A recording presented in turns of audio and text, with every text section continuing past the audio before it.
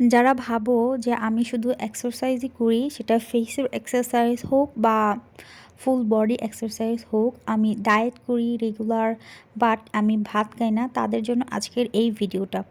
আমি অবশ্যই ভাত খাই, আমি প্রত্যেক দিন ভাত খাই। মাঝে মধ্যে আমি আমার ফেভারেট ভর্তা দিয়ে এই খুদের ভাত খাই। খুদের ভাত আমার অনেক পছন্দ, আমি ভাত খাই, তবে সেটা আমি পরিমিত পরিমাণে খাই। এই যে আজকে যেমন খুদের ভাতের সাথে আলু ভর্তার সাথে ২ প্রকারের শুটকি ভর্তা নিয়েছি এবং সাথে আমি একটু আচারও অ্যাড করেছি, কারণ আলু ভর্তার সাথে আচার অ্যাড করে খুদের ভাতের মজাই আলাদা।